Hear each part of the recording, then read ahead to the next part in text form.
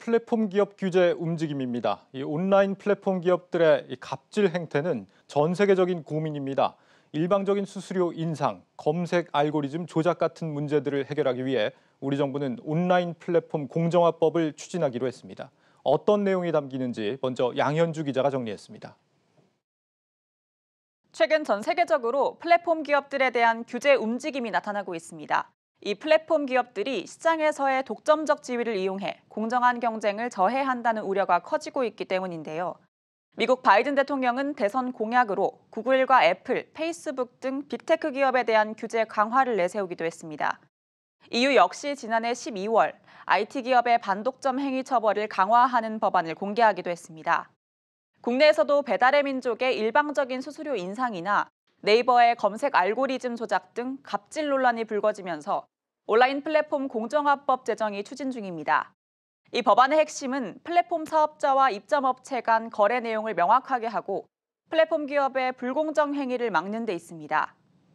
해당 규제가 적용되는 기업은 온라인 플랫폼 중개 사업자 중 총 매출액이 100억 원 이상, 판매 금액 1,000억 원 이상인 기업입니다.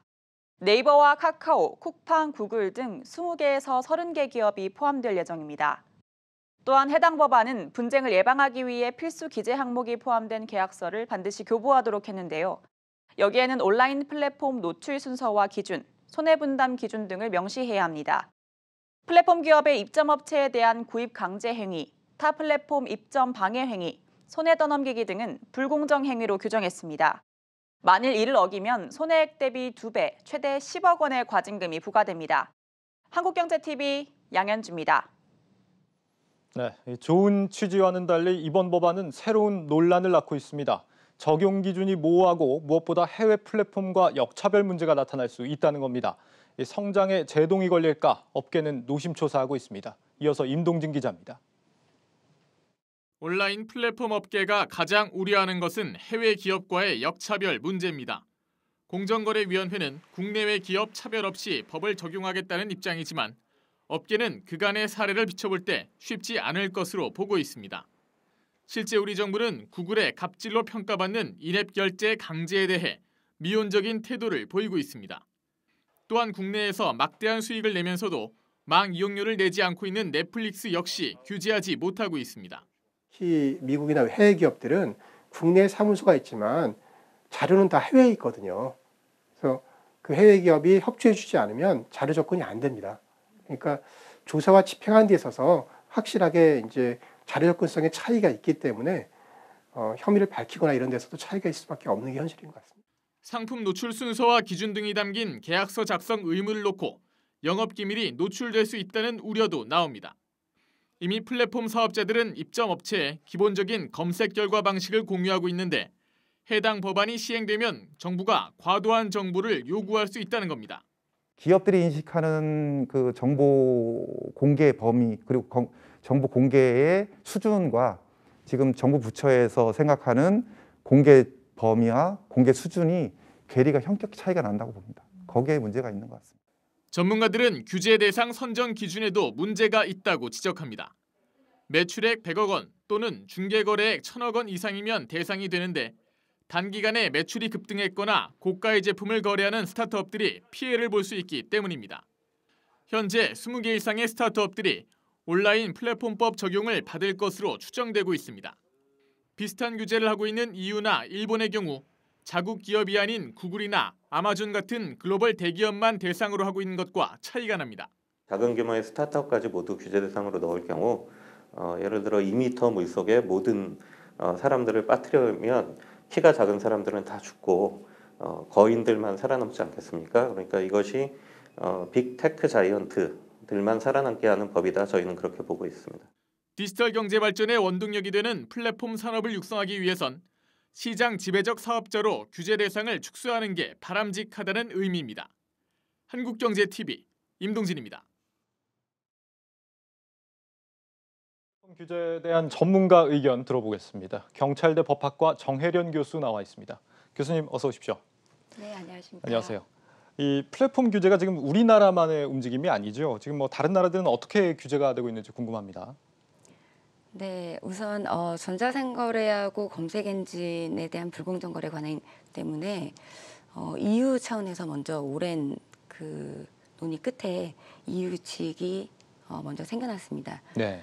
이에 따라서 일본에서 이어서 이제 비슷한 법률을 제정했고요. 그리고 작년에는 우리 공정위에서도 법안을 제안을 했습니다. 네. 우리나라랑은 좀 다릅니까? 어떻습니까? 물론 내용은 비슷하지만 사실 그 목적에 있어서는 다 각 국가가 좀 그 특색이 있습니다. 네.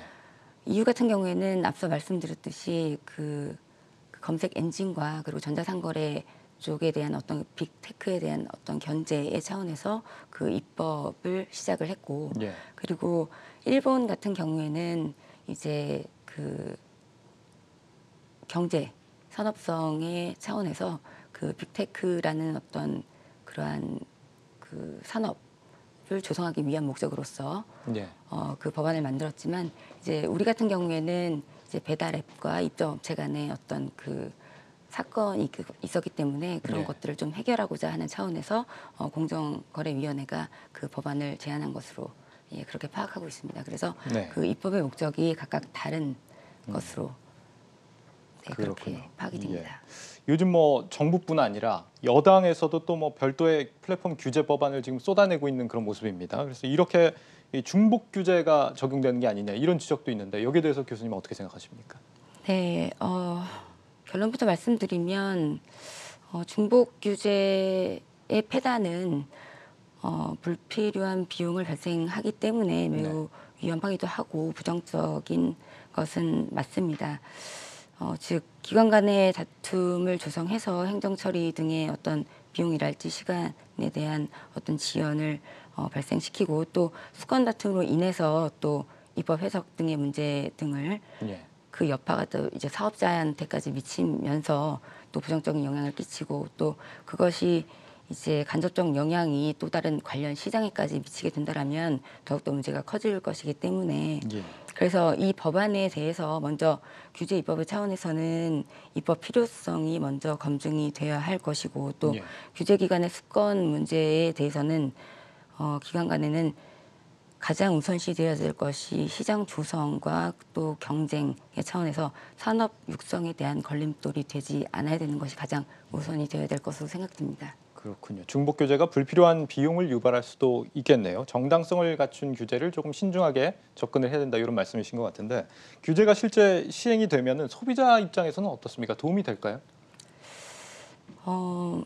좀 굉장히 복잡한 문제인데요. 예를 네. 들어보면 우리가 지금 막 이제 성장하려고 하는 스타트업 기업들이 있다라고 하면, 예를 들어서 미성숙한 규제 입법이 도입이 되었을 때 네. 기존의 이제 시장 지배적 사업자들이, 즉 이제 초세계적인 어떤 온라인 플랫폼 중개업자가 오히려 독식을 누리고 점차 그 지배력을 더 확장을 시키게 될 것이고, 예. 그렇게 되면 국내 온라인 플랫폼 시장은 오히려 경쟁력을 잃게 될 가능성이 더 높아질 것이며, 예. 오히려 그러면 입점 업체들은 당연히 어려움을 더 겪게 될 것이고, 그럼 궁극적으로는 소비자에게는 피해가 갈 것이기 때문에 네. 단기적으로 봐서 입점업체가 보호를 받는다라고 생각이 들지도 모르겠지만 오히려 그건 더 위험이 커질 그 가능성이 높습니다. 오히려 이제 미성숙한 규제가 소비자들한테도 피해를 줄 수 있다 이런 말씀이시네요. 그렇죠. 그렇군요. 규제하는 당국 입장도 사실 이해가 가지 않는 게 아닌 게, 어쨌거나 뭐 플랫폼 갑질로부터 입점업체들을 좀 보호한다 이런 취지도 있긴 한 거니까요. 그런데 동시에 이제 플랫폼들이 글로벌 경쟁에서 뒤처질 수도 있다라고 하니까 좀 딜레마가 아닌가 싶습니다. 균형점을 어디서 좀 잡아가야 될지 모르겠는데 어떻게 보십니까? 그래서 일본 같은 경우에는 우리 이 법안과는 좀 다른 특징이 네. 그 일반 독점 규제법을 유지하면서도 규율을 하되 특정 플랫폼을 겨냥해서 그 경제 산업성의 차원에서 이제 규율하는 내용을 입법을 한다는 점인데요. 그 각 제일 처음에 말씀드린 것처럼 각 국가의 입법 특징을 보다 구체적으로 분석을 해서 네. 우리에 맞는 법안을 만드는 것이 가장 중요하다고 생각이 듭니다. 예, 알겠습니다. 네, 경찰대 법학과 정혜련 교수와 이야기 나눠봤습니다.